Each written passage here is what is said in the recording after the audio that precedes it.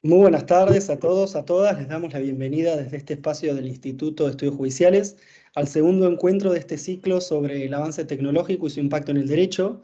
Esta actividad que comenzamos la semana pasada y hemos organizado desde el Instituto, juntamente con el Instituto de Investigaciones de Inteligencia Artificial en Derecho y Filosofía de la Facultad de Derecho de la Universidad de Buenos Aires. Así que, bueno, antes de comenzar y dar pie a los expositores, vamos a darle la palabra a la coordinadora del curso, la doctora Adriana Tesone, abogada, docente de la Facultad de Derecho de la Universidad de Buenos Aires, presidenta del Instituto de Investigaciones de Inteligencia Artificial en Derecho y Filosofía de la Facultad de Derecho de la Universidad de Buenos Aires, miembro de la Asociación Argentina de Filosofía del Derecho. Adriana, te escuchamos.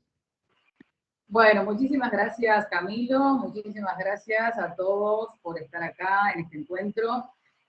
Para los que no se sumaron la clase pasada, les vuelvo a comentar que estas son unas jornadas que armamos en conjunto con el Instituto de Estudios Judiciales de la Suprema Corte de la Provincia de Buenos Aires, con el IADEF, Instituto de Investigaciones en Inteligencia Artificial en Derecho y Filosofía, y que obviamente nos une una inquietud en común, que es el nuevo paradigma que viene de la mano del avance tecnológico y de la inteligencia artificial. Avance que obviamente no para, porque todos los días nos encontramos con cuestiones absolutamente nuevas, insólitas, o sea, la cantidad de información que nos llega de las cuestiones que van pasando como consecuencia de este avance tecnológico es increíble. Tenemos conciencia de que es necesario que el derecho tome cartas en el asunto y que también es necesario crear una ética preexistente. Para esto es necesario tener en consideración las cuestiones más básicas que se plantean frente a este nuevo paradigma. La clase pasada vimos el tema psicopolítica. Bueno, para los que no estuvieron, seguramente quedó grabado que es la herramienta fundamental como para conocer nuestro sistema, como para empezar a adentrarnos en el sistema real que estamos viviendo con este avance tecnológico. Así vamos a ir dando distintas charlas. Hoy el expositor es el doctor Federico Kresinski, que ya lo voy a presentar oportunamente, que es el que nos va a exponer hoy con su tema responsabilidad jurídica en la era digital. Es un tema que realmente me parece crucial con toda la cantidad de conductas nuevas que se van generando con el avance tecnológico. Pero antes de darle la palabra a Fede, les quiero presentar a la expositora de la última charla, que va a ser el día 13 de octubre, y que es la doctora Rita Antonella Cuevas, y que su charla, que también es fundamental, es el paradigma, los desafíos del derecho procesal en la era de la inteligencia artificial. Obviamente el procedimiento, sobre todo para el Poder Judicial, fundamental. Bueno, Rita es abogada, especialista en Derecho Internacional, en Derecho Procesal, inclusive le ha hecho una entrevista a la robot Sofía, que nosotros tenemos una charla que nos dio la doctora Rita Cuevas en nuestro canal de YouTube del IADEF, y además trabaja en la dirección de fortalecimiento del ecosistema emprendedor de Nación. Así que Rita, te paso la palabra para que vos te presentes, que fuiste la única que quedó pendiente para el último encuentro. Te paso la palabra. Bueno, muchísimas gracias Adriana. Buenas tardes a todas y a todos. Un placer estar aquí con ustedes, poder compartir este momento que me parece que es sumamente importante, no solamente pensando en la capacitación que tiene que ver con estas tendencias tecnológicas y cómo impactan estrechamente en nuestro ejercicio del derecho. Es al menos para mí un honor para compartir con ustedes. No los voy a spoilear tanto de lo que va a ser mi charla del día 13 de octubre, pero para que sepan más o menos cuál es el encuadre de lo que vamos a trabajar ese día o de lo que voy a tratar de acompañarlos desde una base de un conocimiento y de investigación en su momento en dos de mis posgrados. Bueno, una de mis especializaciones y otra es un posgrado, tienen que ver específicamente cómo la inteligencia artificial y las tendencias tecnológicas impactan dentro del derecho procesal y específicamente cómo todo el proceso, tanto en Provincia de Buenos Aires como en la Ciudad Autónoma de Buenos Aires, tiene como mecanismos o cómo han impactado estas tendencias dentro de estos procesos.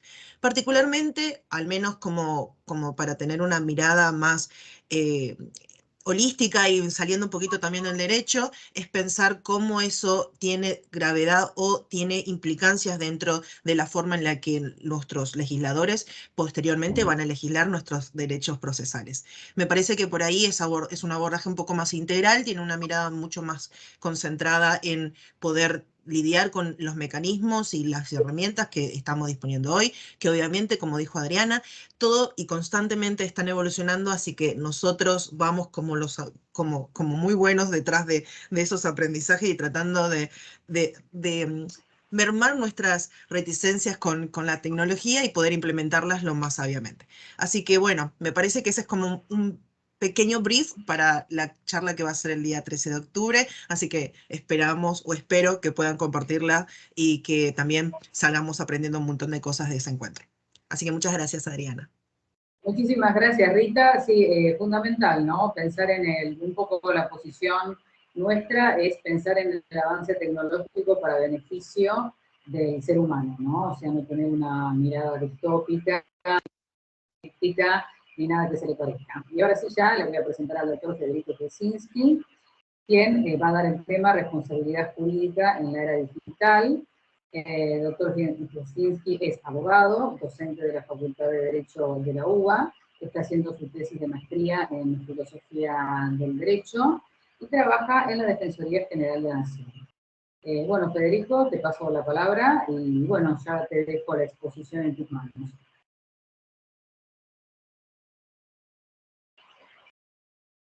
Bueno, les comento que a Fede se le acaba de colgar internet, es increíble. Yo creo que en todos lados va y viene. Pero bueno, mientras tanto, mientras Fede trata de comunicarse, a mí lo que me gustaría es ir haciendo algunos avances, no de los temas que vamos a hablar, sino sí de qué es lo que nos une y sobre qué estamos investigando. Lo que nosotros entendemos, que es lo que vamos a hablar todos, ¿no? Desde distintos puntos de vista, y yo les comentaba que estamos dando algo muy, muy básico, porque es increíble la cantidad de derivaciones que tiene el avance tecnológico y el avance de la inteligencia artificial. Va a afectar a todas las ciencias y a todos los campos de la ciencia.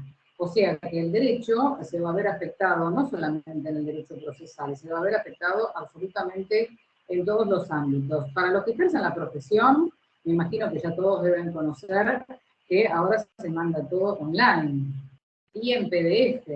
Por lo tanto, no es como antes que uno iba y hacía la fila. Ahí estoy, ¿eh? Bien, fantástico. Entonces ya te paso la palabra, Federico, para que vos empieces con el tema de hoy,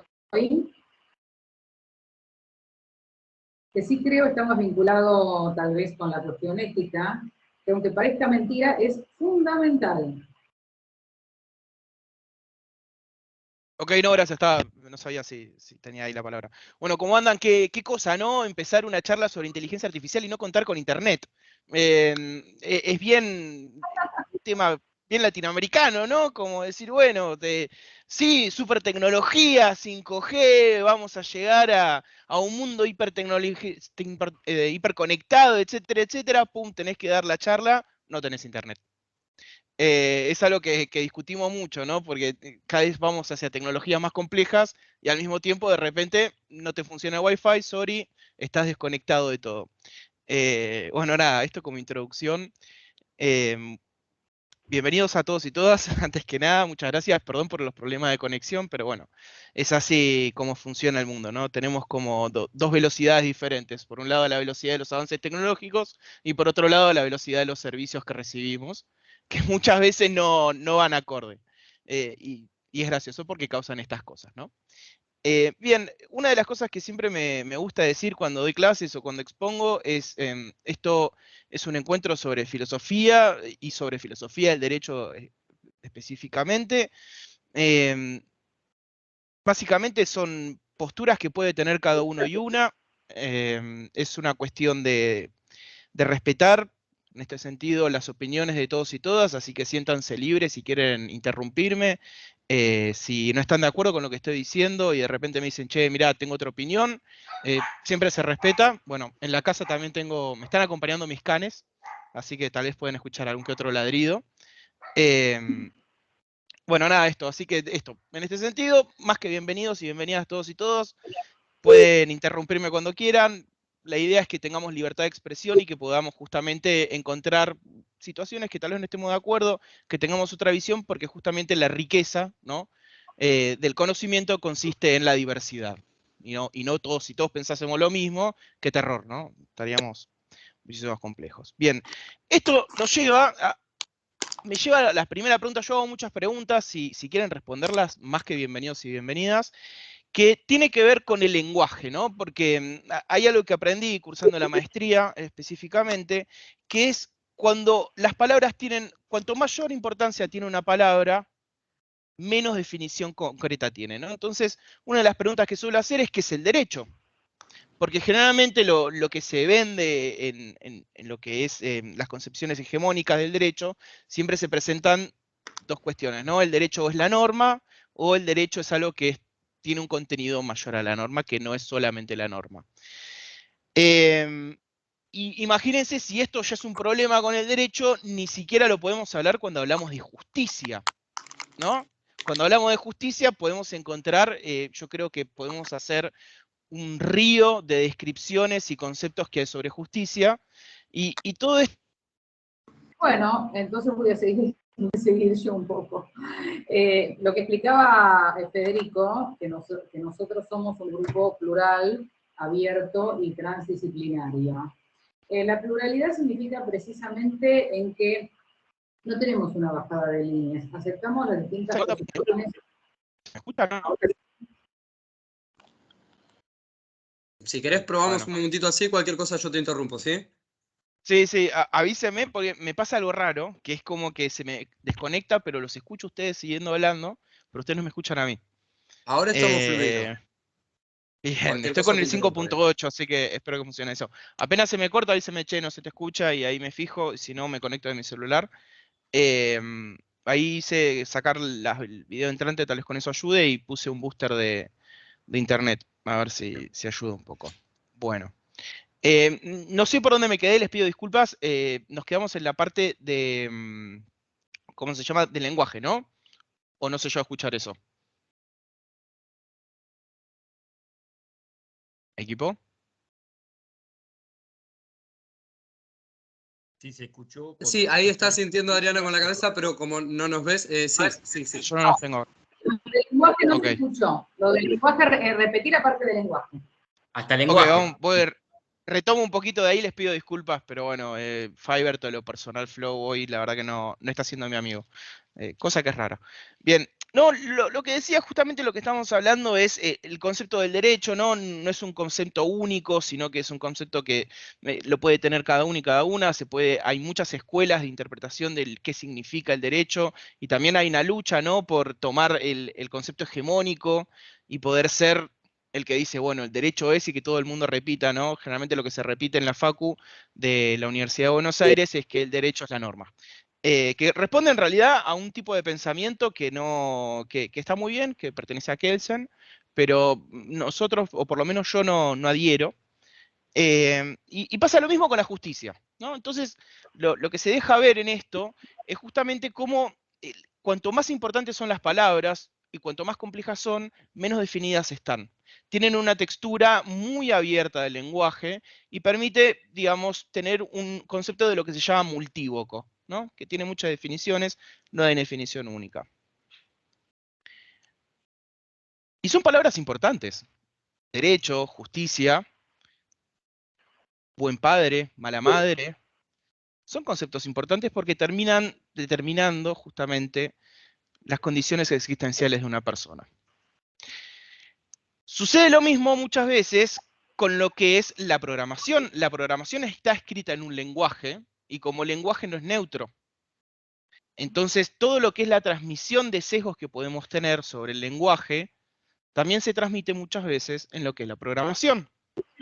Y esto se ve en muchos casos. Uno de los casos que podemos traer acá a la luz es una inteligencia artificial que se construyó por Amazon, una empresa norteamericana multimillonaria.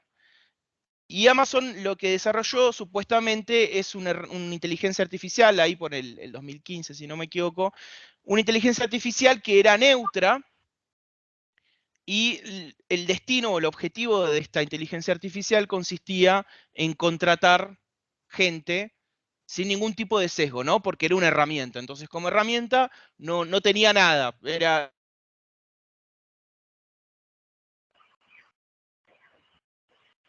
así, ideologías.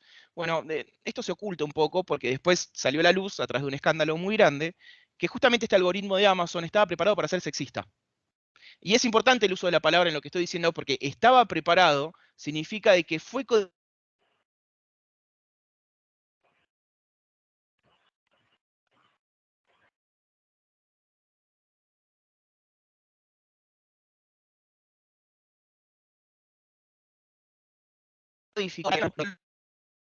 ¿Cómo es esto que de repente tiene sesgos y es sexista y deja a las mujeres a...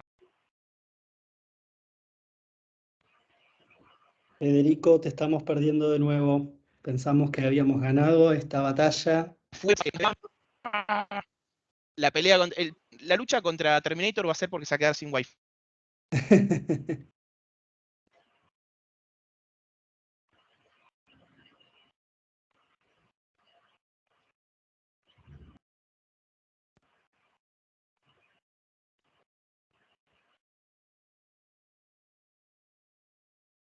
Sí, se nos volvió a tildar, Federico. No Sí. sé si me seguís escuchando.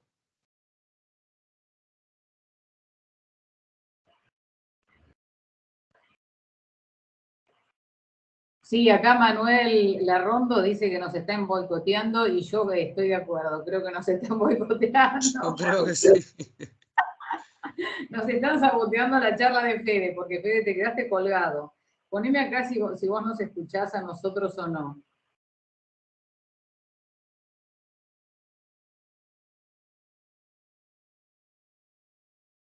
No. Va a ser una gran pelea. Ahora sí.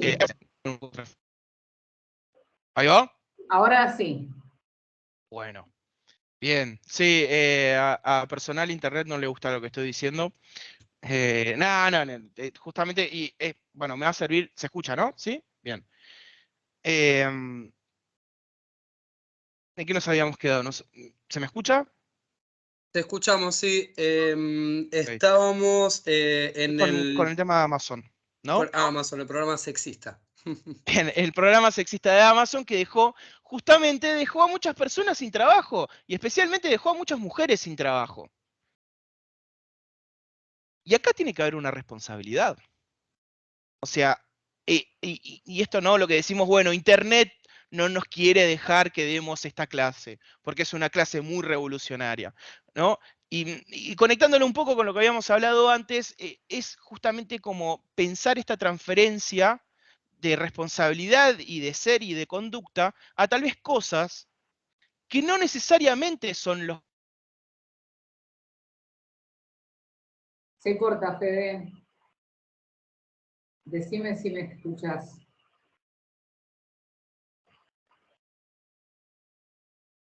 Ah, vos escuchás, pero no, acá tenés la bueno, yo hablo todo porque Fede me escucha. Se colgó de vuelta tu imagen y no se te escucha.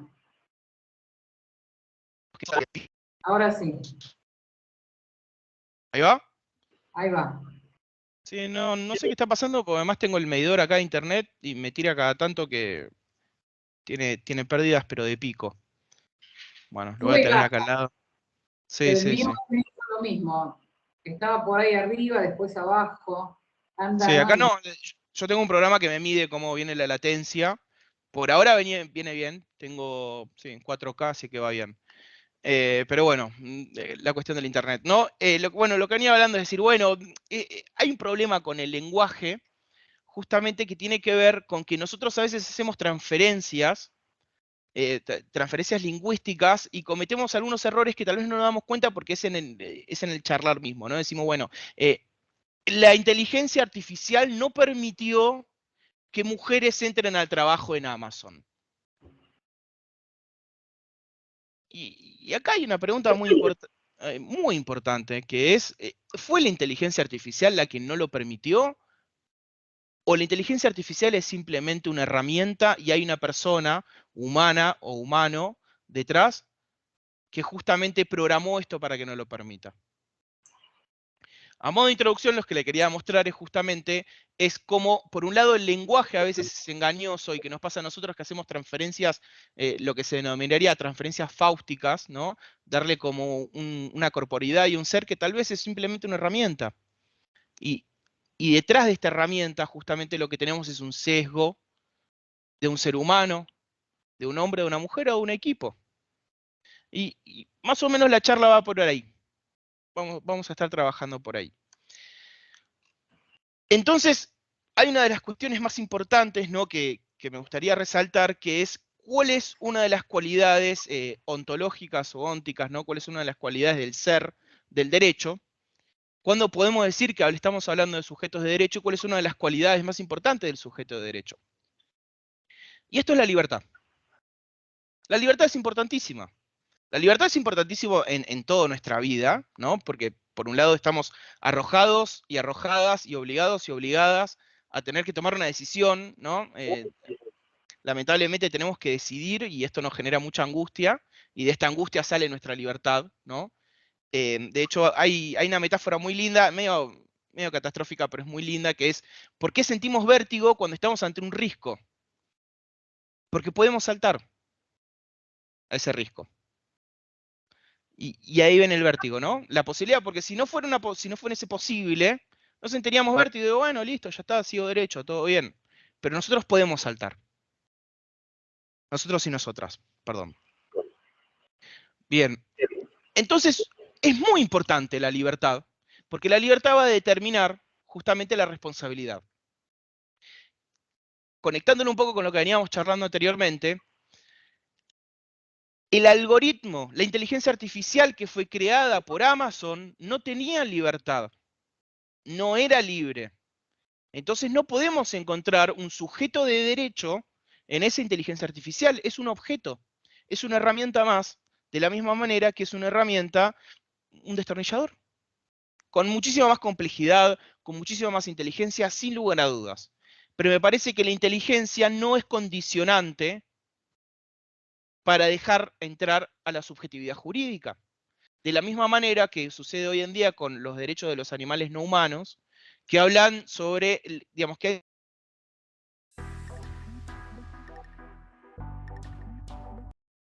¿Se me escucha ahí? Ahora sí, perfecto. Mucho mejor con el teléfono. Bueno. Nos quedamos en los animales no humanos. Bueno, me van a ver un poquito más chiquito acá, tal vez un poco más cerca. Tal vez de lejos soy un poquito más lindo, les pido disculpas. Bueno, me va a hacer un poco raro, pues la primera vez que voy a dar así una clase con el celu. No te preocupes que se te ve y se te escucha perfecto, así que adelante. El poder de Apple se llama esto. Báncame un minuto que tengo que recondicionar acá el coso para que no se me caiga.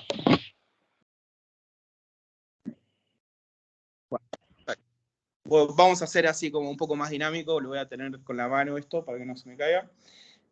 Nos habíamos quedado con los animales no humanos, ¿no? Y una de las teorías, la teoría hegemónica que se da en el momento de hoy en día, justamente considera que para ser considerado sujeto de derecho tiene que tener por lo menos sintiencia, ¿no? Y para mí hay un problema acá, porque para mí la característica más importante que tiene para ser un ente considerado como sujeto de derecho, tiene que ver con la libertad y la posibilidad de expresar esta libertad, ¿no? Porque uno puede ser libre en el pensamiento, pero después se encuentra encerrado en un cuerpo en el cual no puede expresarse. Y esto en los humanos se llama incapacidad. Incapacidad para ejercer el derecho, ¿sí? O incapacidad justamente, bueno, para realizar, por ejemplo, algún tipo de contrato, etc. La diferencia entre incapacidad de hecho y de derecho. Uno puede ser incapaz de hecho absoluto, pero nunca de derecho absoluto. O sea, uno nunca no va a poder tener ningún derecho ni hacerlo ejercer. Lo puede hacer ejercer a través de representantes. Pero bueno, más allá de eso, lo que quería llegar es, y remarcar específicamente más que nada, sobre la importancia que tenemos con la libertad y cómo esto se encuentra relacionado con nuestras conductas y también intrínsecamente relacionado con nuestra responsabilidad. Porque si yo cometo un acto sin libertad, no me va a caer ningún tipo de responsabilidad jurídica. no solo esto, sino que además tiene que haber algún tipo de ser. Un destornillador no tiene ser, no tiene lo que se llama desde la corriente existencialista distancias propias, ¿sí? Las distancias propias tienen que ver más que nada con, digamos, que yo tengo, ¿no? Es algo bastante básico para que se entienda. Por ejemplo, la distancia que tengo frente a mi celular es una distancia mía. Ahora, el celular no tiene una distancia hacia mí porque es un objeto. Es simplemente lo que es. No tiene un proyecto. Bien. Esto es un poco como la introducción, ¿no? Para que vayamos pensando sobre justamente la importancia de la libertad, la concepción de lo que es un sujeto de derecho y cómo podemos adjudicarle responsabilidad a estos sujetos de derecho. Y siguiendo un poco la crítica sobre los sujetos sintientes, ¿qué responsabilidad le podemos brindar o le podemos adjudicar, por ejemplo, a un perro que muerde en autodefensa? O sea, ¿podemos meter en una cárcel a un perro? ¿Le podemos aplicar penas humanas a animales no humanos? ¿Va a suceder lo mismo con las inteligencias artificiales? O sea, hay algo que el otro día con mis amigos nos reíamos mucho porque decíamos, bueno, imaginemos, ¿no? Y yo creo que esto ya está sucediendo y va a empezar a suceder cada vez más. Vivimos en una comunidad de inteligencias, ¿no? Digamos, tenemos inteligencias humanas, tenemos inteligencias no humanas, tenemos inteligencias artificiales. Y ahora voy a también definir un poco para que se entienda cuando hablamos de qué se habla de inteligencia, de qué se habla de inteligencia artificial, etcétera, etcétera, etcétera. Y la verdad que aplicar derecho humano a entes que no son humanos, en algunos casos caería en absurdo, ¿no? Y el caso más como gracioso, para decirlo de cierta manera, es imagínense que de repente consideramos que una inteligencia artificial es un sujeto de derecho, comete un delito, y de este delito nosotros le aplicamos una pena en cárcel.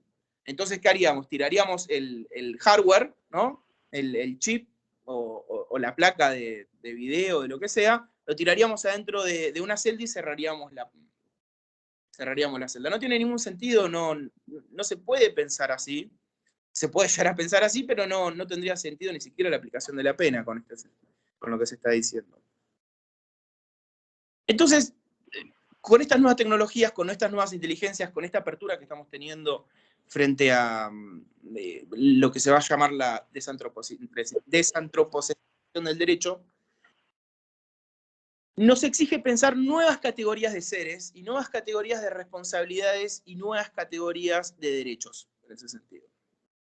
Bien. Antes de continuar con esto, me gustaría dar ciertas, a todo esto la internet de mi computadora sigue subiendo y bajando hermosamente, me gustaría dar un par de definiciones para que, digamos, podamos por lo menos entender todos y todas, cuando hablo de inteligencia, a qué me estoy refiriendo, cuando hablo de inteligencia artificial, etcétera, etcétera, etcétera. Muy bien. Cuando hablo de inteligencia, me voy a estar refiriendo a la capacidad de resolver problemas en un tiempo determinado. Cuando voy a hablar de inteligencia artificial, ¿sí? La inteligencia artificial es el procesamiento electrónico de datos con un fin determinado. Un algoritmo. Levanté la mano. Adri, sí, te escucho. Dijiste una palabra muy, muy importante, que yo no sé si todo el mundo la tiene clara y que por ahí estaría bueno que profundices, que vos dijiste salir del antropocentrismo. Sí.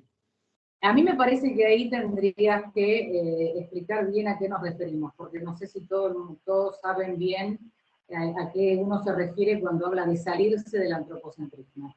Exacto. Si me permitís, es después de los conceptos de hardware, software e inteligencia artificial débil, voy a ir al antropocentrismo justamente para enganchar con el próximo tema. Básicamente, hago un poco de spoiler sobre el tema. Antropocentrismo, ¿no? Es como tener la mirada en la cual el ser humano es la medida de todo. Pero si me permiten, hago como un paréntesis y después vemos este tema porque lo quiero enganchar justamente con la creación de lo que es Internet, inteligencia artificial, etc. Entonces, me había quedado que la inteligencia, un algoritmo, era un conjunto ordenado y finito de operaciones que permiten hallar la solución de un problema. Cuando vamos a estar hablando de hardware, va a ser el soporte físico donde se encuentra una inteligencia artificial, mientras que un software es el soporte virtual en el cual está la inteligencia artificial programada. Por otro lado, hay tres tipos de, digamos, actualmente hay muchas definiciones, no hay una definición única, sinceramente, pero hay como tres clasificaciones diferentes de lo que es una inteligencia artificial. Pueden haber inteligencias artificiales débiles, que según Gil Domínguez es la que permite reproducir aspectos parciales del funcionamiento del cerebro humano, y acá es donde empezamos a ver, y está muy bueno la intervención de Adriana, que empezamos a ver justamente cómo es la definición bien antropocentrista, porque está poniendo como medida el ser humano. Es la que permite reproducir aspectos parciales del funcionamiento del cerebro. Una inteligencia artificial fuerte, a diferencia de la inteligencia artificial débil, tiene la capacidad, o sea, es un sistema que tiene la capacidad de imitar ciertos procesos cognitivos o capacidades generales del pensamiento humano, tales como entender preguntas, adquirir conocimientos, seleccionar información relevante, aprender a hacer determinadas tareas o efectuar predicciones, pudiendo además mejorar continuamente su rendimiento a medida que realiza dichas operaciones. Y por último, tenemos lo que es la inteligencia artificial integrada. Las inteligencias artificiales integradas son aquellas inteligencias artificiales fuertes que se encuentran integradas justamente a un tipo de hardware externo. Acá tenemos a la compañera Rita, que justamente Rita tuvo una entrevista con una inteligencia integrada, una inteligencia artificial integrada. ¿Que quién es? Sofía, que es la mal denominada, según mi punto de vista, la robot Sofía, que para mí es la inteligencia artificial Sofía. Estos son conceptos y definiciones que vamos a estar trabajando con lo que tiene que ver con la tecnología. Por otro lado, hay un grupo de conceptos que me gustaría que trabajemos también, que bueno, es un poco lo que me adelantó Adriana, ¿no? El antropocentrismo, ¿sí? Es el intento de comprender humano, pero utilizando la humanidad como punto de referencia, como medida de las cosas. Y por otro lado tenemos lo que se llama el antropomorfismo. Si estaríamos con la compu les podría escribir un poco porque son palabras medio raras. El antropomorfismo lo que significa, o lo que quiere decir, es que nosotros como seres humanos le transferimos cierto tipo de sentimientos y cualidades humanas a cosas que no son humanas. Esto es interesante de pensar, ¿no? Porque necesitamos cuerpos humanos para tener una empatía humana, pero cuerpos que en realidad no son humanos. El chatbot, Boti del gobierno de la ciudad, bueno, en Japón, que es uno de los países que tiene una de las relaciones humano-robot más avanzadas, tiene un robot que atiende a adultos y adultas mayores, que tiene una forma antropomórfica. No tiene forma de cocodrilo ni de perro. Es lo más parecido a un humano. Bien, entonces esto nos lleva a hablar un poco sobre, digamos, ya habiendo hablado sobre lo que es una inteligencia artificial débil, una inteligencia artificial fuerte, de lo que es el antropocentrismo y el antropomorfismo, lo que nos resta abordar de lleno es justamente qué pasa con la responsabilidad jurídica. La responsabilidad jurídica se diferencia de lo que es la responsabilidad moral, desde mi punto de vista y mi forma de ver las cosas, es que la responsabilidad moral, o lo que es la moral en general, es una discusión que yo puedo tener internamente conmigo mismo. Si está bien o no lo que estoy haciendo, si de repente al tomar una decisión, ¿no? En libertad, o sea que voy a elegir qué camino tomar y voy a negar los otros caminos, pero es una decisión que queda en mí y termina en mí. Diferente es lo que es la responsabilidad jurídica. La responsabilidad jurídica, acá ya estamos hablando en una situación existencial en la cual no estoy interfiriéndome solo a mí mismo, sino que también estoy interfiriendo con la conducta de otra persona, permitiéndole o negándole realizar un acto. Como vimos el caso de Amazon, acá tuvimos una interferencia bien jurídica, porque alguien programó una inteligencia artificial para poder elegir potenciales personas para entrar al trabajo en Amazon, y a través de la creación de su propia herramienta, que es una herramienta inteligente, pero que no es libre. Entonces, a falta de libertad, no se le puede pedir la responsabilidad jurídica a la inteligencia artificial, no le podemos poner las esposas al driver donde está esto, sino que justamente recae en la persona o el grupo de personas que lo programó, o en su defecto a los dueños o dueñas de esta inteligencia artificial.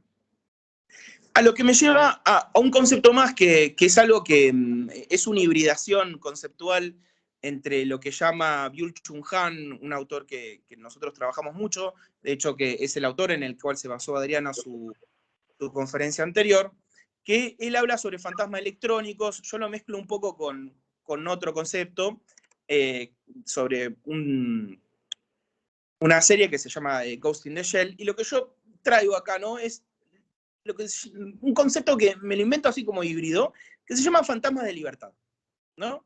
Y los fantasmas de libertad tiene que ver, y el primer error en el que caemos al encontrar estos fantasmas de libertad, tiene que ver con un error lingüístico. Cuando yo digo, Fivertel no me está dejando dar esta clase, o cuando digo, no, Alexa me tiró algo que yo no estaba deseando, o Alexa me mandó a comprar un libro que yo no pedí, en realidad, lo que estamos viendo es un fantasma de libertad, porque parece ser como si un sistema informático estaría tomando una decisión, pero no está tomando ninguna decisión porque decidir responde a la libertad. Y acá no hay libertad. Es simplemente una respuesta programática cargada por otra persona, por un sujeto de derecho, humano o humana. Entonces, cuando queremos adjudicar responsabilidad sobre los daños potenciales que puede hacer, o los daños reales que hizo alguna inteligencia artificial, como por ejemplo dejar sin trabajo a estas personas, o podemos hablar algo que me interesó mucho. Les voy a contar dos casos que me parecieron muy interesantes por cómo es nuestro país, ¿no? Porque a veces hablar sobre automóviles autónomos que se manejan solos es súper interesante y tiene mucha discusión actual, ¿no? Pero no es una discusión de nuestro país. Nosotros todavía, Tesla no sé si va a llegar, no sé si vamos a tener alguna forma de poder automatizar todo esto, en especial por la extensión que tiene nuestro país, y bueno, y cómo se maneja en Latinoamérica en especial. Si han viajado se darán cuenta que tenemos una forma muy especial de manejar. Y de hecho, hay algo que me sorprende, lo voy a conectar y después vuelo un poco, ¿no? Hay algo que me sorprende, que cuando leí un país al margen de la ley, que es un libro de la época de Casi Alfonsín, y el autor mismo hablaba de lo mal que manejábamos los argentinos y las argentinas, y hoy, 2022, sigue siendo actual. Bien, volviendo un poco, ¿no? Bueno, acá hay un chat bastante largo, importante, de Manuel Larrondo. Si quiere hablar, le paso la palabra, si vamos haciendo la charla un poco interactiva. Dale. O si no, lo leo yo, como quieran. No sé, Manuel, si andás por ahí, tenés micrófono o cámara. ¿Querés levantar la mano? No. Bueno, dice, la ONU define a la inteligencia artificial así. Los sistemas de IA son tecnologías de procesamiento de información que integran modelos y algoritmos que producen la capacidad de aprender y realizar tareas cognitivas que conducen a resultados como la predicción y la toma de decisiones en entornos materiales y virtuales. Los sistemas de IA están diseñados para operar con diversos grados de autonomía y mediante el modelo y la representación de conocimiento y mediante la explotación de datos y el cálculo de correlaciones. ¡Wow! Ese es todo el chat de Manu. No sé si tenés algún comentario para hacer. Me parece una definición un poco cerrada para mí, ¿no? Desde mi punto de vista, como muy tipo concepto. No, está bien, es algo que no sé si estoy del todo de acuerdo, pero es una muy linda definición el que trae el colega. Tal vez lo está tomando desde un abordaje más de índole técnico. Les recuerdo un poco que nosotros veníamos más del lado primero de la filosofía y también del derecho. Entonces, hay algo muy lindo que siempre dijo un maestro que lo quiero muchísimo, que es Ciro Caldani, que él decía, con respecto a lo que es el derecho y la salud, ¿no? Los médicos y las médicas pueden decir muchas cosas, pero los abogados también, abogados y abogadas, siempre tenemos algo para decir sobre el derecho en la salud.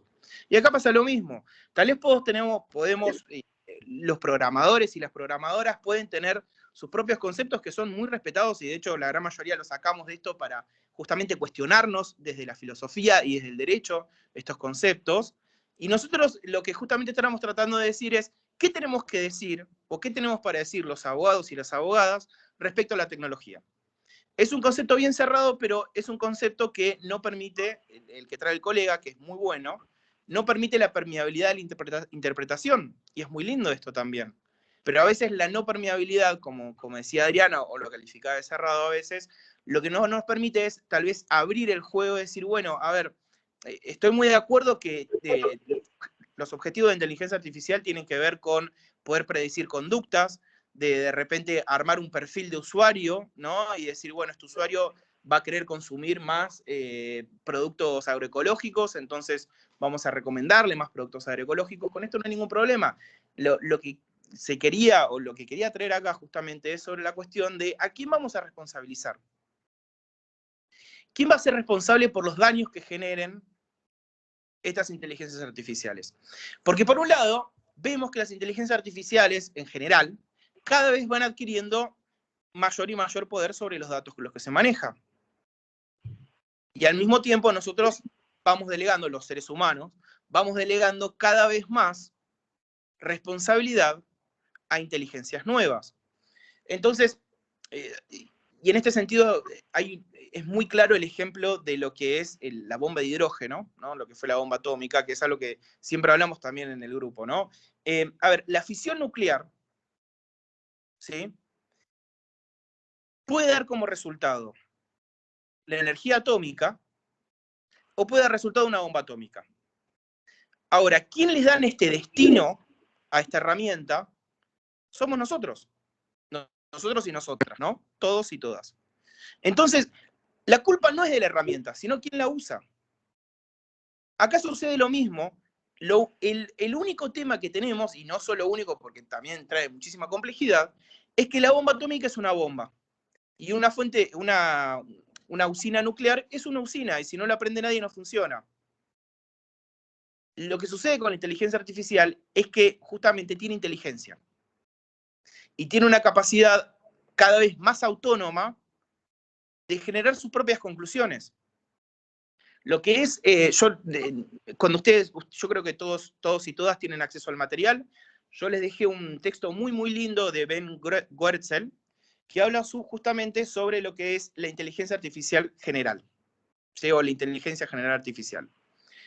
Y tiene que ver, y está muy ligado a lo que es el machine learning, porque nosotros, dentro de lo que es la cadena de causalidad, o sea, hasta dónde podemos adjudicar responsabilidad a una persona, o a un sujeto de derecho, para hablar ahora, pues justamente lo que estamos tratando es de desantropocentrizar el concepto de derecho, o sea, dejar de pensar que las personas humanas son los únicos capaces de generar conductas imputables por la norma, ¿sí?, sino que puede haber una comunidad de entes muchísimo más ampliada, desde animales no humanos hasta inteligencias artificiales. Ahora van a decir, che, Fede, pero pará, ¿cómo inteligencias artificiales? Y justamente estamos hablando de la libertad. Y una inteligencia artificial no tiene libertad. Y acá la respuesta es sí, pero las inteligencias artificiales débiles no tienen libertad.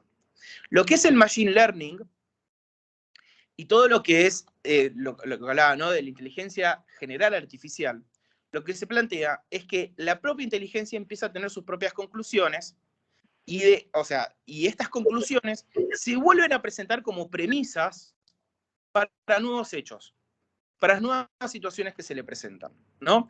Y en lo que es responsabilidad civil, tenemos dos tipos de responsabilidades. Por un lado tenemos la responsabilidad objetiva y por otro lado tenemos la responsabilidad subjetiva. La responsabilidad subjetiva tiene que ver con nuestra conducta de la persona, que puede ser negligente o dolosa, ¿no?, con una intención. Ahora, la responsabilidad objetiva es la responsabilidad por la posesión de una cosa peligrosa o una cosa riesgosa.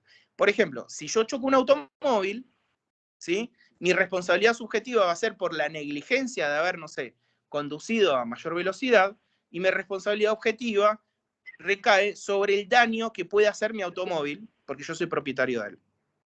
una actividad riesgosa acá. Empiezo a ver un poco los chats cada tanto. Bien, si calzo algún chat para discutir, me prendo en esa.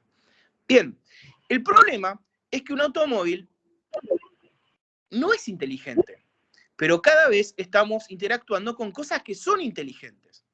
Entonces, yo al principio cuando estaba programando un poco a ver cómo iba a ser esta clase, cómo le iba a abordar, quería abordar el tema de los Tesla, ¿no? De los autos que se manejan solos. Y digo, argentinicemos un poco más esta cuestión, porque a veces pensar problemas que no son argentinos nos lleva a soluciones que tal vez no se puedan aplicar acá. Entonces me puse a investigar un poquito sobre sistemas autónomos y qué está funcionando acá. Y hay dos temas. Uno lo descubrí hace poquito con mi hermano, que es ingeniero agrónomo, y otro fue un tema que me divirtió porque también tiene que ver con la agronomía, ¿no?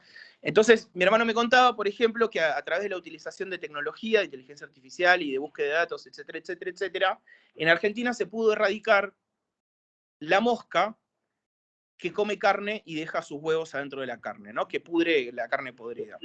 Y mi hermano me decía que, bueno, que fue un avance tecnológico muy importante, porque la verdad, digamos, esto trae un problema en el campo agrónomo, ¿no? En el campo del trabajo de la carne. Y lo que yo le pregunto a mi hermano, está bien, bueno, excelente que hayan podido erradicarlo, pero ahora, ¿quién se come la carne podrida? ¿Cuál es el impacto ambiental que tiene la aplicación de esta tecnología antropocéntrica, que lo que quiere eliminar es una especie animal, la mosca de la carne, ¿no? Y ahora, ¿quién la va a comer? ¿Va a quedar ahí podrida? Nosotros pertenecemos a un globo muy grande, a una casa enorme que se llama Planeta Tierra, en la cual compartimos nuestra existencia con muchos seres, muchísimos seres.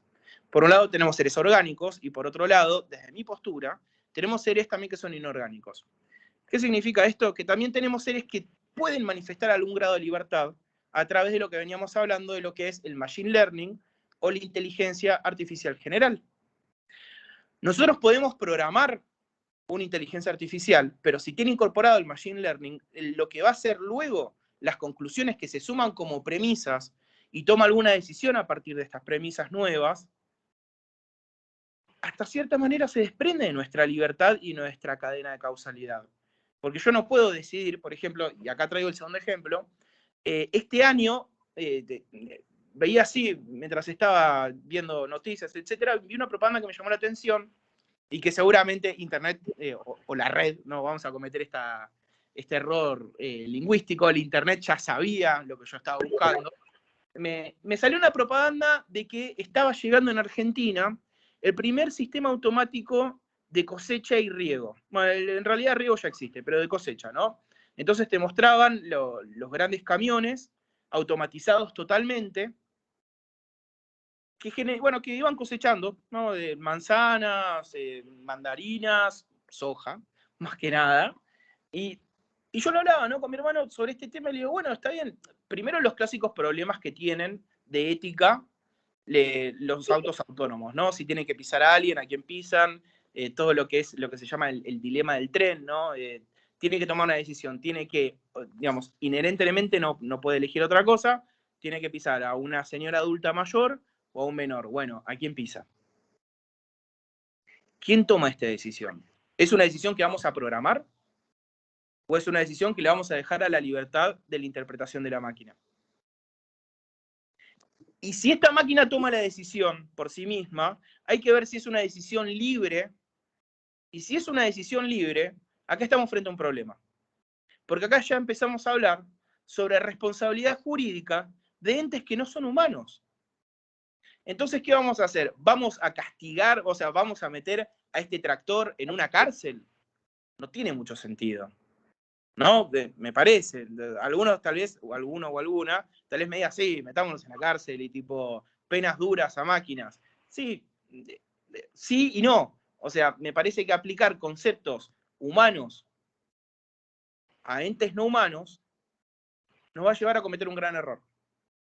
Bueno, levanté la mano. Adri, te escuchamos. Yo creo que me ven y me escuchan. De lo que vos estás diciendo, un par de cosas. Primero, que el dilema ético que planteaste piso a la señora mayor o piso al nene en una situación límite, se va a dar también el ser humano. ¿Para qué lado volanteo? Ponele, ¿no? Eso por un lado. Y por otro lado, de las otras cosas que dijiste de los autos autónomos, donde ya va a haber una programación, a mí me parece que en ese aspecto los seguros van a tener que empezar a responder y los seguros van a tener que empezar a modificar algunas de sus cláusulas, porque es muy probable que sea autotrenes, porque ya en Europa hay trenes que se manejan con algoritmos, entonces no solamente va a llegar un momento que van a ser autos colectivos, taxis, etcétera, que se van a manejar en forma autónoma. Yo creo que ahí es donde el derecho, además de tener una ética persistente, el derecho va a tener que cambiar. Por ejemplo, la ley de seguro va a tener que empezar a contemplar ese tipo de situaciones. Esas son las ideas que nosotros más que nada queremos ir visualizando. ¿Por qué planteo esto? Planteo esto porque nosotros todavía no se nos hace una realidad porque todavía no llegaron acá a Argentina. Pero hay otras cosas que hace 2 años atrás la veíamos como algo bueno, ya va a pasar, me acuerdo cuando veíamos el documental El dilema de las redes sociales, entonces todos llegábamos, si lo vieron, todos llegábamos a la conclusión, sí, es necesaria una regulación. Bueno, llegó el momento. Hay proyectos de ley en Cámara. Acá salieron todos a decir, no, la libertad de expresión, la libertad de expresión. Entonces, no veamos a estos problemas como algo que nunca nos va a pasar. Lo que estamos haciendo es tratando de anticipar un poco temas que al final se nos van a venir encima. Hoy está planteada, ¿regulamos o no regulamos las redes sociales? Cuando hace 2 años atrás decíamos, es súper necesario una regulación, sobre todo vinculado con el tema psicopolítica. Nada más quería agregar eso un poco para entender, ¿no? Que por ahí los problemas que tienen los algoritmos también los pueden tener los seres humanos, o los dilemas más que nada. Sin lugar a dudas. Y, digamos, yo traté de dividir un poco en esto, continuando con un poco lo que dice Adriana. ¿Vos volviste a levantar la mano, Adri? ¿No? Bien. Había visto en el chat, que se me pasó, porque acá con Excel es un poco difícil, pero ahí en el chat vi, Alejandro, a ver, esto lo devuelvo. Alejandro B. dice, entre los años 1958 y 1962, China se propuso eliminar los gorriones porque se comían un promedio de 4 kilos de res por año.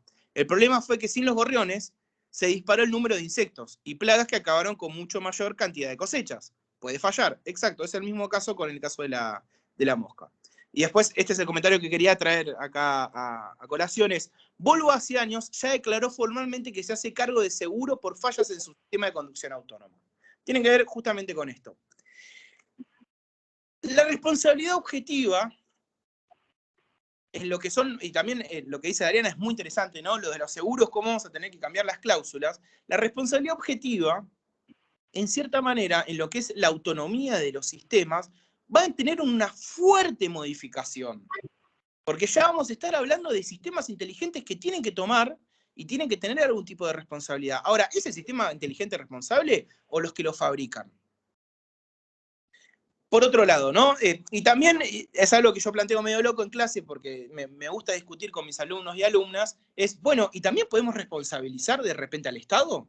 O sea, ¿podemos hacer que una cuestión de responsabilidad civil ordinaria pase a ser una cuestión federal? Y podamos exigirle al Estado que por no haber regulación también cause un daño. Y en caso de que haya una regulación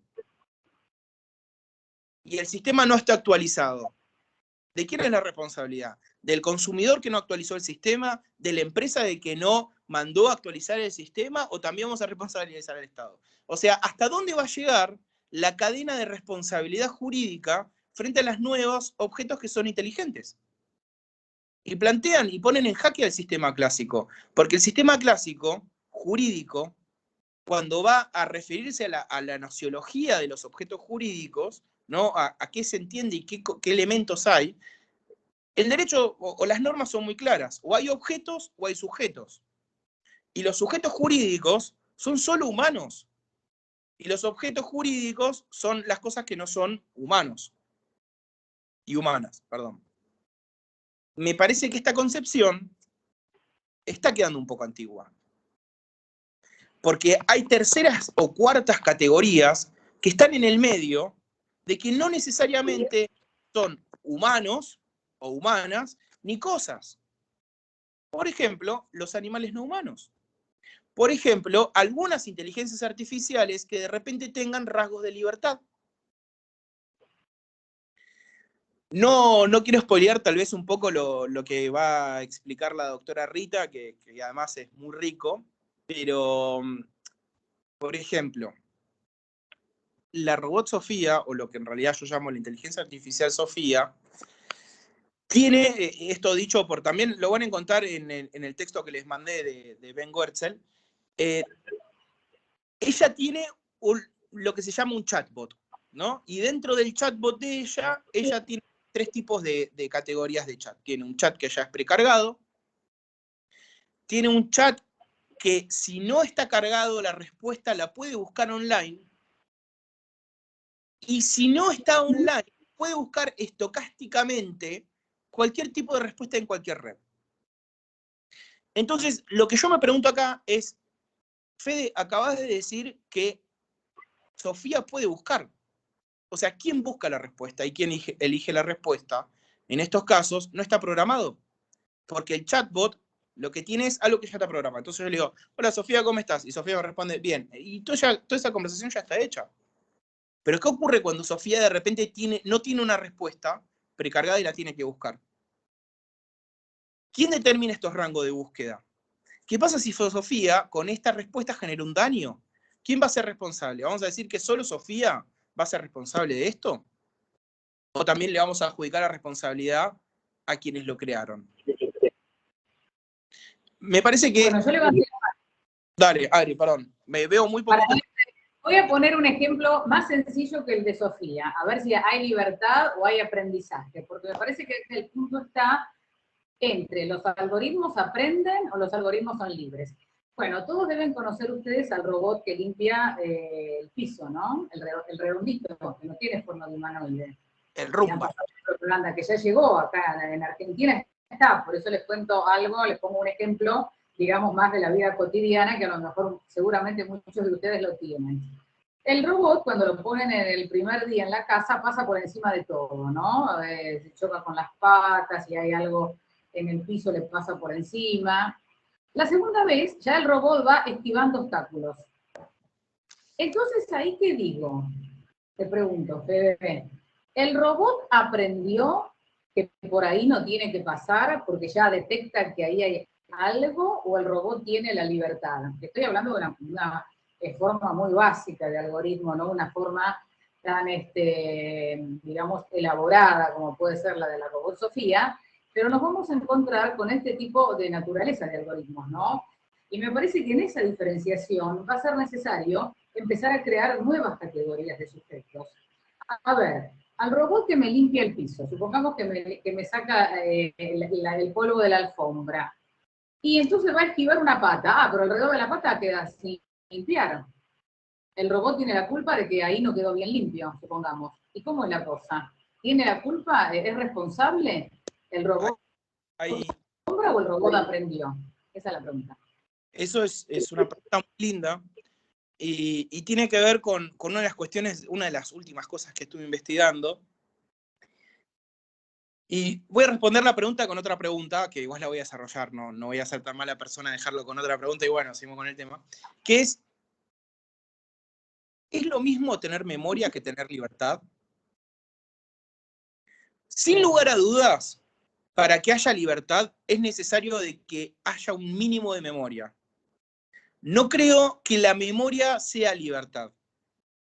La libertad, desde mi posición, y justamente por eso una de las cosas primeras que se dije en la charla fue que, bueno, todos tenemos tal vez un concepto diferente y hay veces que es importante explicitar estos conceptos porque tal vez cuando yo hablo de libertad, no es seguro que es el mismo que Adriana porque pertenecemos a la misma corriente filosófica, pero bueno, tal vez hablo con otra persona y me dice, no, mira, libertad, como decía Hegel o Kant, no me equivoco, es ser uno mismo coherente con sus deseos, con sus apetencias. Y bueno, está bien, no va a ser el mismo concepto, porque para mí la libertad justamente consiste en negar posibilidades. Entonces, la repregunta que haría es, Rumba, ¿puede negar la posibilidad de no limpiar? Y me parece que acá no. Entonces, ese es un límite a la libertad que encontramos. Rumba tiene memoria, Rumba es el bichito, ¿no? Rumba tiene memoria, sin lugar a dudas tiene memoria. Lo que no tiene es la capacidad de la posibilidad de fenomenalizar libertad. Entonces, para que exista libertad, sin lugar a dudas tiene que haber memoria. Porque sin memoria no podemos decir, bueno, yo voy a negar esto, no voy a negar una conducta posible y voy a tomar este camino, porque no tendríamos lo que se llama la proyección conductual. Pero me parece que Rumba, o bueno, el Top House, para decirlo más argentino, ¿no? El Top House tal vez, de repente, no es libre. Y si no es libre, entonces, desde mi postura, no es un sujeto de derecho, es un objeto del derecho. Diferente es aquellos sistemas que son un poquito más complejos. Y ahí sí podemos tal vez hablar de sujetos de derecho porque tienen la capacidad de fenomenalizar libertad. Yo tal vez traje un ejemplo muy externo, ¿no? El de Sofía, pero se necesita un grado de complejidad para poder fenomenalizar libertad. No así con la memoria. La memoria es un poquito más fácil. A lo que me lleva justamente a pensar, esto voy a tratar de hacer la reunión cortita, no me quiero extender demasiado. Hay dos cosas que me gustaría dejarles así como objetivo de este encuentro, que es llenarlos de preguntas, llenarlos y llenarlas de preguntas, y es traer nuevamente este concepto. Nosotros, como humanos y como humanas, estamos creando inteligencias artificiales que están conectadas a la red y que tienen un nivel de inteligencia bastante complejo.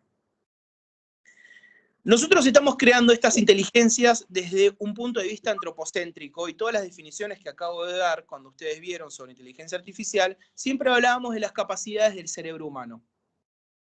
Y acá, en forma, no sé si de conclusión, pero tal vez un poco de reflexión para que lo tengamos en cuenta, son dos cosas muy importantes. Primero, desde mi punto de vista, me parece que estamos creando inteligencias artificiales con pretensiones animales. ¿Qué significa con pretensiones animales? Que nosotros, los humanos y humanas, pertenecemos al reino animal, ¿sí?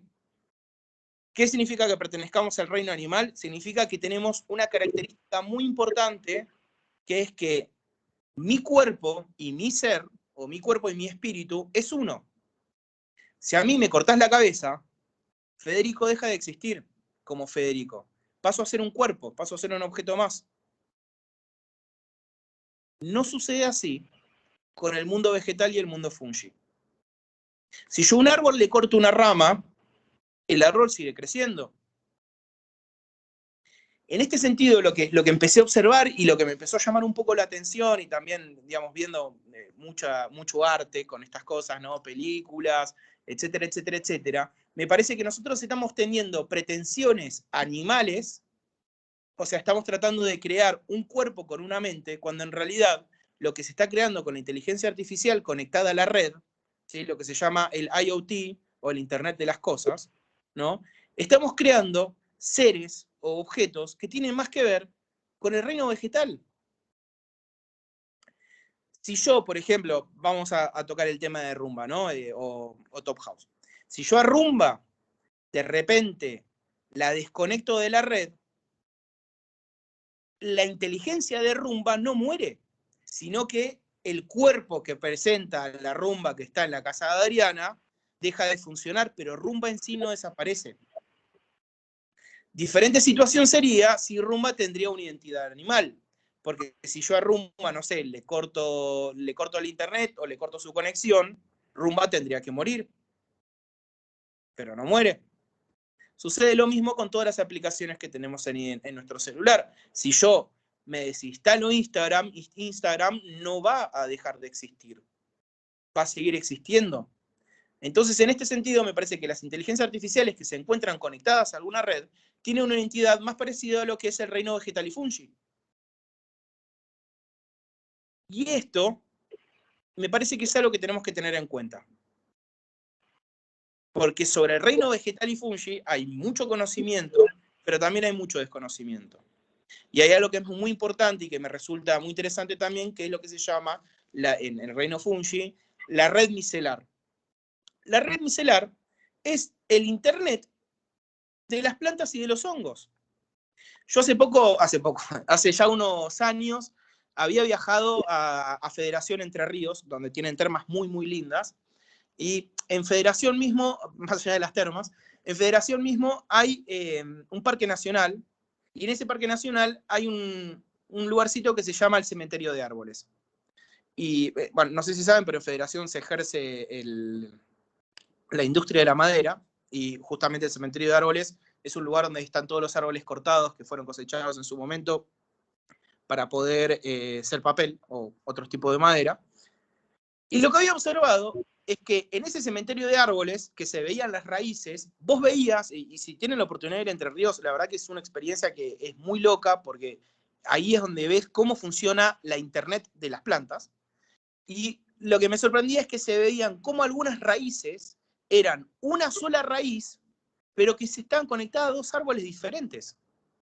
Eran dos árboles que nosotros podríamos identificar como seres únicos que estaban conectados entre sí. Situación que nosotros, humanos, animales, no podemos hacer. No podemos hacer como la fantasía de la película de Avatar, que tenía como que se conectaban acá en el cuello y se conectaban con la Gaia, ¿no? Con la Pachamama. No, nosotros tenemos otra forma de vincularnos, de generar empatía, de generar solidaridad y cooperación entre nosotros. Eso es una cuestión. Y la otra cuestión, a lo que me lleva a como modo, no sé si alguien tiene un comentario, Adri. Yo... No. Lo que acabas de decir, precisamente, esa interconexión de las raíces, se llama rizoma. Este término lo toma Deleuze y él dice que los seres humanos podemos tener y debemos tener un pensamiento rizomático. ¿Esto qué significa? Salir de la caja. Y yo creo que es fundamental para poder enfrentar este avance tecnológico y este avance de la inteligencia artificial, porque nos trae tantas situaciones nuevas que va a ser súper importante, como vos decís, Fede, nosotros tenemos una sola forma de conectarnos o de empatizar con alguien. ¿Y por qué tenemos una sola forma? Cuando puede haber multiplicidad de formas. Y bueno, creo que la propuesta fundamental es tener ese pensamiento rizomático, que para los que les interese, Gilles Deleuze lo desarrolla muy bien en el libro 1000 mesetas. ¿Qué es lo que vos decís? Son todas las redes interconectadas. Nosotros vamos a tener que cambiar mucho nuestro modo de pensamiento, que es una caja, así donde nosotros estamos metidos con un conocimiento determinado, y solamente pensamos a partir de ese conocimiento, bueno, como los que estuvieron la clase pasada me deben haber escuchado hablar de cómo nos vamos formando, y tener que salirnos de esa formación predeterminada o preestablecida para meternos en ese mundo rizomático, que es de la única manera que vamos a poder interactuar con las inteligencias artificiales que se vayan creando en el futuro y con los distintos sistemas. Que nada más que lo quería vincular con eso. Y yo creo que hay que salirse de la caja. Muy, muy adecuado y muy de acuerdo contigo. Me parece que estamos como... bueno, voy a tocar un poco el tema. Me parece que estamos teniendo, desde el mundo jurídico y también del mundo social, ¿no? En general, estamos teniendo un doble movimiento medio raro. Por un lado, con los entes que no son humanos, estamos teniendo una absorción jurídica, una conciencia jurídica y social cada vez más grande sobre el planeta en el que estamos, ¿no? O sea, la agenda ambiental es una agenda que está muy presente actualmente. Nosotros, Argentina, tenemos uno de los fallos, creo, no quiero equivocarme, pero sí, esto sí puedo afirmar con total seguridad, tenemos el primer fallo latinoamericano, no sé mundial por eso, lo voy a delimitar a Latinoamérica. Tenemos el primer fallo latinoamericano que habla sobre un sujeto de derecho no humano, que es el fallo de la orangutana Sandra. Y esto es muy lindo. Es muy lindo porque cada vez estamos teniendo conciencia y responsabilidad moral y jurídica sobre el ambiente que nos rodea, sobre los seres con los que coexistimos todos los días. Pero al mismo tiempo, entre nosotros y nosotras, nos estamos apartando cada vez más. Generamos cada vez más distancias. cada vez es más difícil y es más complejo relacionarse con un otro u otra. Y es un doble movimiento que es muy interesante. El fallo, a tanto puedo leer los chats milagrosamente, pero bueno, bien. El fallo es Orangutana Sandra, es un proceso de amparo muy interesante. También hay otro fallo que es la Orangutana Cecilia, que también es súper interesante. El fallo de Orangutana Sandra, el problema que tiene, o la crítica que le puedo hacer, yo le hago dos grandes críticas, pero quiero poner la centralidad. Una es que tuvieron mucho coraje el tribunal de dar, y la verdad que con esto me sacó la galera, tuvieron mucho coraje en aceptar de que puede haber, porque fueron los primeros, y las primeras los jueces y las juezas, en decir, bueno, acá hay un sujeto de derecho, que no es humano, y tiene derechos. Me parece muy bien, pero el fallo tiene 3 páginas. Entonces como que se animaron, pero dijeron, bueno, no nos explayemos mucho a ver si no nos prenden fuego el tribunal, dejémoslo ahí y ya está, ¿no? Como, bueno, está bien. Después está el fallo de la orangutana Cecilia, que está muchísimo más desarrollado, hacen un análisis sobre qué puede hacer Cecilia y qué no puede hacer, si por ejemplo los orangutanes y orangutanas pueden tomar la decisión de engañar en libertad, ¿no? Porque el engaño es un claro fenómeno de libertad. Bueno, y me interesa justamente hablar de la otra parte, ¿no? De la distancia que estamos teniendo y cómo las tecnologías también de cierta manera pueden ayudarnos a acercarnos o alejarnos entre nosotros. Bueno, yo había traído varios libros acá para mostrarles en la cámara, como estoy acá con el celular, se los voy a mostrar así muy rápido. Hay un autor que a mí me gusta muchísimo y también es un gran autor que seguimos con los investigadores e investigadoras, que se llama Yuval Noah Harari, el libro Homo Deus. Voy a presentar 2 o 3 libritos para que podamos hablar de esto. No, y lo que dice Harari es, estamos teniendo un movimiento bastante, yo me hago cargo de esto de la palabra siniestro, pero estamos teniendo un movimiento bastante siniestro, que es el dataísmo. El dataísmo lo que considera es que la nueva religión, ¿no? Es un ismo, en este sentido, igual que el catolicismo, judaísmo, islamismo, ¿sí? Es un ismo, lo que plantea es una religión de los datos. Los datos pueden explicar todo. La cantidad de masificación que tiene el Big Data nos va a esclarecer quiénes somos nosotros y nosotras. Y acá viene otro autor que a mí me gusta mucho y lo quiero muchísimo porque además tuve un curso con él, es una persona muy, muy humilde, muy querible además. Es divertido además, que es Gabriel Marcus.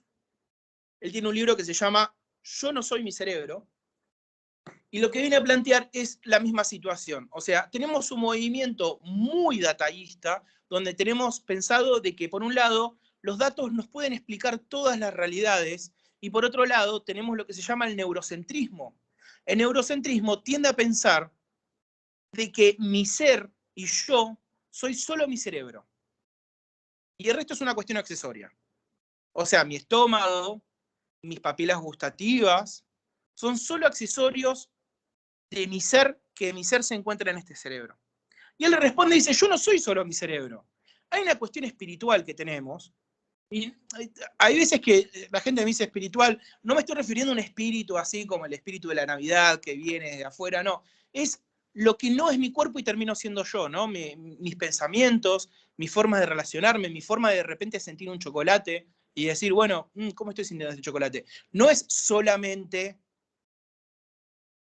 cómo mis papilas gustativas transmiten a mi cerebro la información y mi cerebro le dice, uy, chocolate, qué bueno, liberemos endorfinas. No, hay una cuestión espiritual en mí mismo en la cual yo puedo disfrutar este chocolate más allá de lo que procese mi cerebro. A lo que me lleva al tercer libro, que es un regalo de Adriana, que lo leí hace poquito, pero me parece muy acertado traer acá, que es uno de los autores, es el autor con el que estuvo trabajando Adriana, que es Byung-Chul Han, no sé si se llega a leer, ¿sí? Como está un poco coso, se llama La Sociedad de la Transparencia. Byung-Chul Han, en La Sociedad de la Transparencia, lo que trata de explicar, hace una diferencia entre lo que es las imágenes pornográficas y las imágenes eróticas. No en el sentido literal de pornografía y eroticidad, sino lo que él trata de demostrar es que los datos son bien de una sociedad de la pornografía. ¿Qué tiene que ver la pornografía? En que todo está explícito, está todo dado. Es eso lo que se está mostrando.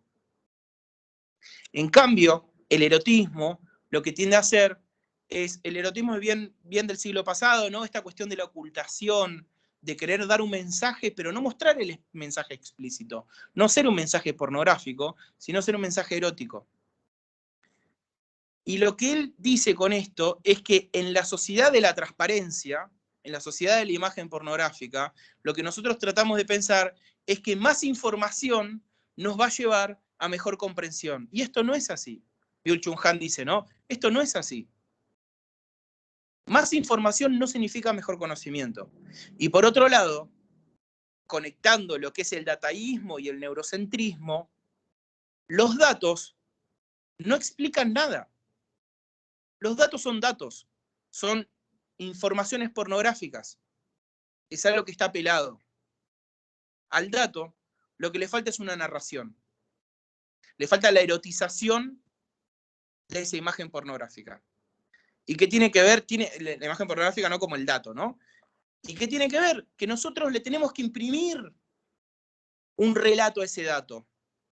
Y el relato que nosotros le imprimamos se puede traducir en dejar a personas sin trabajo, o tal vez poder predecir un cáncer en una parte de nuestro cuerpo.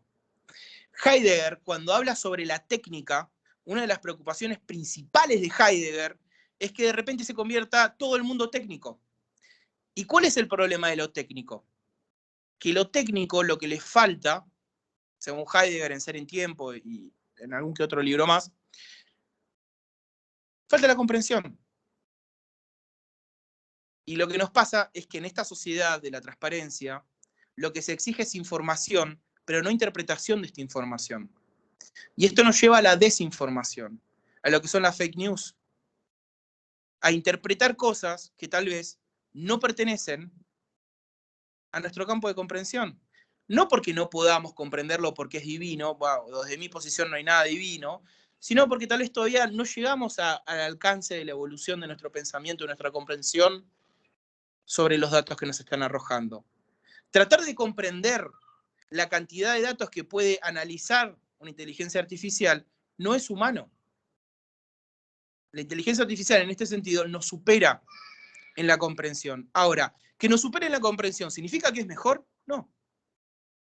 De hecho, uno de los rasgos más que me volaron la cabeza cuando leí a Gabriel Marcus y también Byung-Chul Han, ojo, ellos dicen que uno de los aspectos más importantes de la evolución del ser humano fue dejar de tener cada vez más y cada vez empezamos a tener menos con respecto al tamaño de nuestro cerebro, el tamaño de nuestro cuerpo, etcétera, etcétera, etcétera, porque menos a veces es más.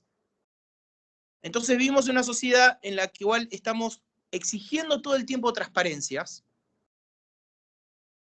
cuando en realidad lo que generan estas transparencias son estas transgiversaciones de la realidad. Entonces, a forma de conclusión, porque llevamos 1 hora y media y no los quiero cansar ni aburrir más, y también me gustaría escuchar si tienen un comentario, es la inteligencia artificial nos plantea, la tecnología actualmente nos plantea muchísimos problemas y muchísimas cuestiones que deberíamos cuidarnos y prevenir una siguiente, no digo bomba nuclear, porque la inteligencia artificial nunca va a tirar una bomba nuclear, pero algún tipo de catástrofe de este estilo. Tenemos que tener una regulación, no digo una regulación ética y moral, y también una regulación sobre el uso de estos datos. En Argentina actualmente la protección normativa es muy, muy floja. Por acá están trayendo a Saín también. Podemos ver estos problemas que estamos teniendo con 2 casos o 3 casos muy importantes. El primero es el que salió hace poco con el tema del gobierno de la ciudad autónoma con la compra de datos, que supuestamente no se podría haber realizado. Por otro lado, tenemos uno de los fallos también que salió hace poquito, que es el derecho al olvido. O sea, tenemos derecho a que se olviden, a que haya borrar nuestra historia o vamos a permitir que Internet nos condene nuestra historia todo el tiempo y nos defina quiénes somos? El fallo de Negri, acá traen, muy bien. Y después, el tercer caso que no fue judicializado, yo creo que medio que pasó por ahí, pero lo pueden ver en la película Ya nada es privado de Netflix, en la cual, en la campaña de Macri, utilizó y compró datos de Facebook a través de Cambridge Analytica para saber cuál era la intención electoral. Entonces, frente a la responsabilidad, primero tenemos que generar un código de ética. Podemos discutir después, digamos, qué va a entrar, qué no va a entrar, porque también es una discusión, ¿no? Adriana decía, bueno, creemos un código de ética en las redes. Y lo que discutían en su momento cuando hicimos el encuentro de investigadores e investigadoras, decía, bueno, está bien, pero pará. ¿Quién decide qué se puede publicar y qué no se puede publicar? O sea, está bien, tenemos bien demarcado, ¿no?, los límites de no se pueden hacer discursos de odio, no pueden haber discursos racistas, no pueden haber discursos clasistas, etcétera, etcétera, etcétera. Pero ¿cómo vamos a construir una sociedad en la cual está hipertecnologizada, pero sin control? Esto nos puede llevar, doctor Federico, ¿me puede decir Fede o Federico? No hay ningún problema. Nos puede llevar a grandes problemas en la humanidad. Nos puede llegar a separar aún más todavía. Y me parece que eso no está bueno. Me parece que tenemos que tomar una actitud más de volver a cooperar entre nosotros, que la inteligencia artificial sea una herramienta y tal vez hasta un ser, ¿por qué no? Porque como viene evolucionando la cosa, claramente vamos a tener seres digitales, seres que ayuden y cooperen con nosotros a tener un mejor humanismo. Que podamos ser más y no menos. De que no entremos en una situación de dominación y competencia, como sucedió muchísimo tiempo con lo que es la naturaleza y los animales no humanos. Acá es lo mismo, si hablamos de quién es superior, una tortuga es muchísimo más superior con respecto a la longevidad mía. Un perro es muchísimo más superior en lo que puede oler y escuchar. Entonces me parece que hablar de superioridad, hablar de qué es mejor y qué es peor, estamos cayendo en problemas bien antropocéntricos. Porque los intereses no son solo nuestros, sino que es un interés global. Y dentro del globo no solo existimos nosotros y nosotras, sino que también hay animales no humanos, hay también seres sintientes como pueden ser los árboles, los hongos, y también nos tenemos que hacer cargo y tenemos que ser responsables de estas inteligencias que estamos creando. Me parece que eso es muy importante. Bueno, acá hay mucho chat, Fede. Sí, yo con esto, digamos, ya finalizo, dejo lugar para que quien quiera hablar, o Adri, si querés leer un poco de chat, más que bienvenida, pero Si quieren los que escribieron en el chat, si quieren hablar, tienen la palabra, obviamente. Ay, se me cortó la palabra. Así que si alguien de los que siéntanse totalmente libres de hablar, Manuela Redondo dice próximamente superhumanos, chips en el cuerpo versus humanos 100% naturales. Bueno, eso es una de las predicciones que hace sobre todo Harari en el libro que acaba de mostrar Fede, tanto en Homo Deus como en 21 lecciones para el siglo XXI. Bueno, está por verse. De cualquier manera, está el otro problema de quiénes van a tener acceso a los chips, o sea, cuánto van a costar, ¿no? Ahí hay todo un tema que yo creo que da para otra charla y otro debate, pero bueno, puede ser que se venga algo de eso. Hay gente que va a tener acceso a los chips, como también hay otro tema muy importante, que es la ingeniería genética, que es otro de los grandes debates que va a requerir una superética persistente. Bueno, después acá, bueno, librazo de Harari, sí, me alegra que compartan, me parece que son los autores del siglo XXI que hay que empezar a leer. Acá Alejandro Batista, Sapiens de animales a dioses. Lo que tiene Harari en realidad es una obra. Todos sus 3 libros componen una obra. Sapiens de animales a dioses es el primero, después viene Homo Deus y después viene 21 lecciones para el siglo XXI. Toda una obra con una misma temática que la va actualizando y la va ampliando. Bueno, Sabín, después, acá, sí, Marcelo, no dice el apellido, la relación entre humanos y las inteligencias artificiales o entre humanos entre sí, ¿será solo relación de competencia? Bueno, no sé si le querés contestar vos, Fede. No, El problema es que si lo planteamos desde un lado de la competencia, vamos a perder. Digamos, primero, ya sabemos los resultados que tuvimos con ideologías de superioridad y superioridad racial. Ya tenemos una experiencia histórica bastante traumática. Y también, no nuestra humana, pero sí animal, no humano, también tiene una experiencia muy traumática con lo que es la dominación. La forma en que tratamos los cuerpos de los animales no humanos es una forma muy cruel. Entonces, si hablamos de superioridad y competencia con las inteligencias artificiales y vamos a crear inteligencias artificiales para que compitan con nosotros, en algún momento vamos a perder. Y en el momento en que perdamos, claramente no va, y en esto quiero dejar bien en claro, no creo, dudo muchísimo de que exista un futuro posible como Terminator, o como Black Mirror con algunos capítulos. No creo que las máquinas nos vayan a conquistar.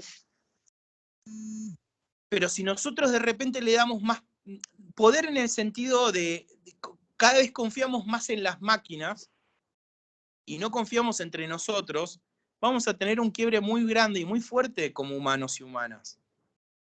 Cuando empezamos a confiar en entes que pueden ser objetos y empezamos a desconfiar entre nosotros y nosotras, que es lo que sucede muchísimo, ¿no? Me parece que estamos perdiendo algo que es muy lindo de la humanidad y también de los animales, que es crear un vínculo orgánico afectivo. Que me parece que es una de las cosas que más se está perdiendo también.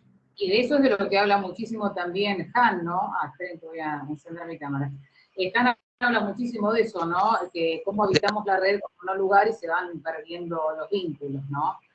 Y no se ve al otro, que para mí lo más importante es eso, ¿no? Exacto. El otro, en la medida en que no es el reflejo mío, o sea, en que es idéntico a mí, no lo registro. Y me parece que eso sí les recomiendo mucho el libro de Han. Hay un movimiento que Han trae que a mí me gustan mucho. El primero es el movimiento de la confianza, ¿no? Porque el otro día me divertía con una amiga que estaba charlando sobre esto. ¿Qué es confiar? Confiar, dice Han, ¿no? Es un entremedio entre conocer y no conocer, ¿no? Porque no quiero hablar de la clase política acá porque tampoco quiero entrar en una discusión política, pero imagínense, ¿no? Que yo digo, yo confío en mi gobernador que va a gobernar bien.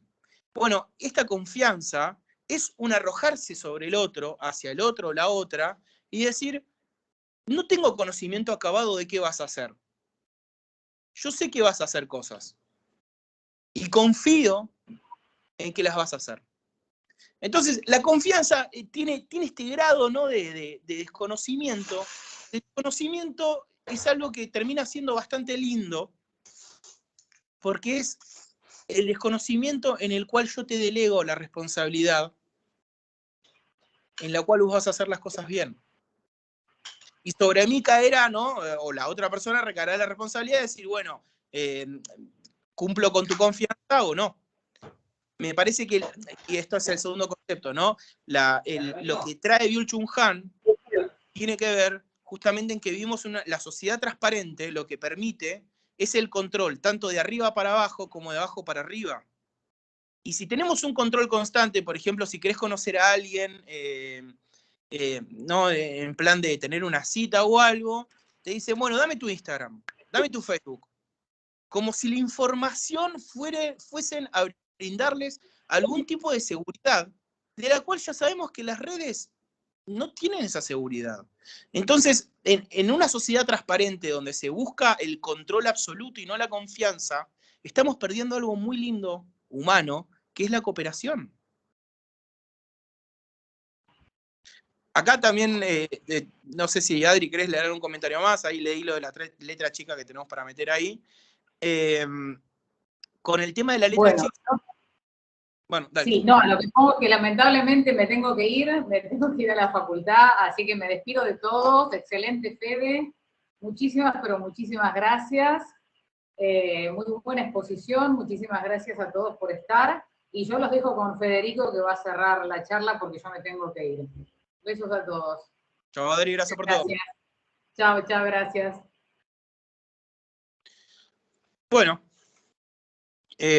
ahora que se fue Adri, ¿nos vamos todos? No, mentira. No, básicamente, más allá de la charla que estamos teniendo, el mensaje que les quiero dejar, y a modo ya ahora sí de cierre, porque además ya van 2 horas y no me gusta.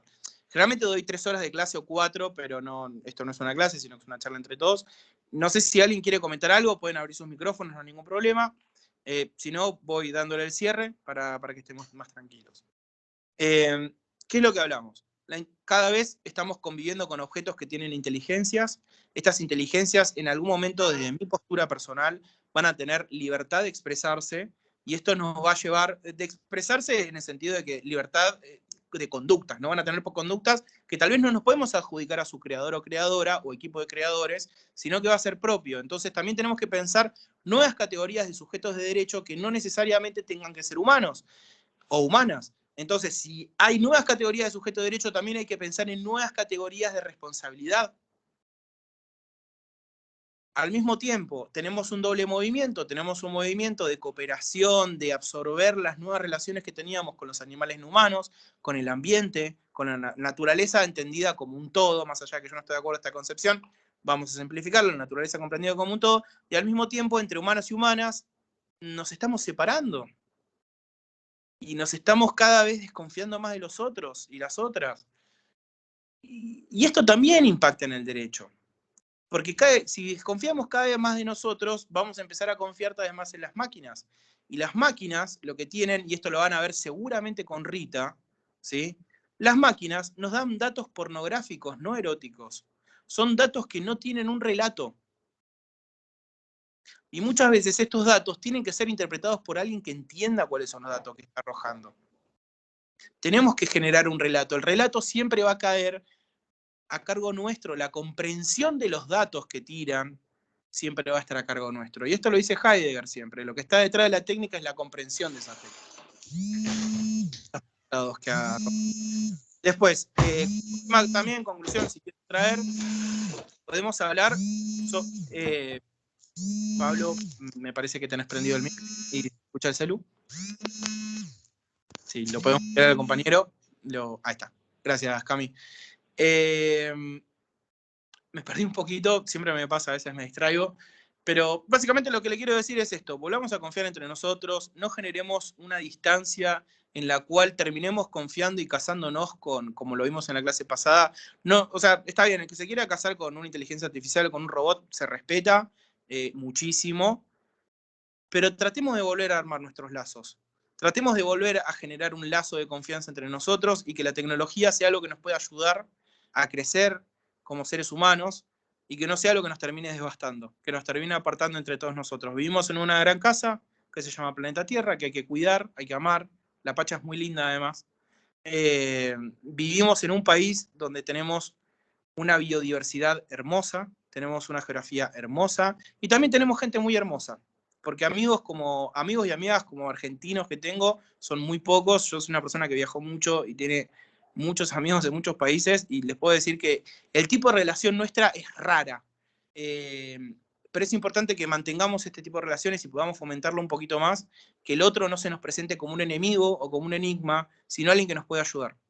Y en este sentido, los argentinos y las argentinas, con algunas cosas, pero en catástrofes y en cosas somos muy solidarios. Y esto también impacta en el derecho, gente. ¿Sí? Impacta sin lugar a dudas en el derecho.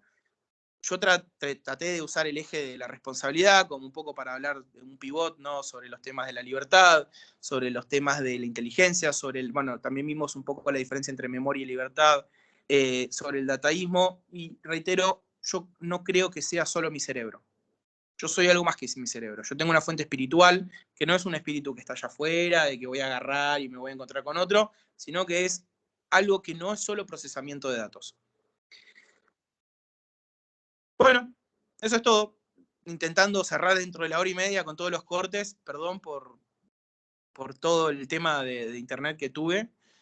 Claramente voy a llamar ahora a Fivertel y me voy a enojar con un humano o una humana con esto, pero le voy a decir, yo sé que no es tu culpa, etcétera, pero bueno. Nada, les quiero agradecer también al equipo acá que siempre estuvo moderando, Camilo y el otro colega que no lo estoy viendo. La verdad que estamos muy agradecidos porque primero son gente muy amable, muy querible y que nos están ayudando. Y justamente con esta ayuda lo que estamos haciendo es tratar de que seamos un poco más amigos entre todos y amigas. que haya paz entre nosotros. Bueno, nada, eso. Bueno, muchas gracias a vos, Federico, también a todas las personas que nos han acompañado hoy, que pacientemente te han estado ahí alentando para que puedas solucionar el problema de tu conexión y escucharte. Así que fue súper interesante y nos volvemos a ver la semana próxima. Sé que vas a estar con Jorge Vila, ¿no? Sí, yo en la próxima voy a estar moderando, ya me pedí el día en el laburo, todo. Así que sí, los voy a estar interrumpiendo, igual que en la primera clase. Voy a estar a cargo un poquito de la moderación. Buenísimo. Bueno, entonces nos encontramos la semana que viene, mismo horario, el mismo enlace de acceso que usamos para todas las jornadas, así que de nuevo gracias a vos, Federico, Adriana, que bueno, ya se retiró, y a todas las personas que se conectaron. Nos vemos la Gracias semana que viene. por la bancada. Nos vemos. Nos vemos.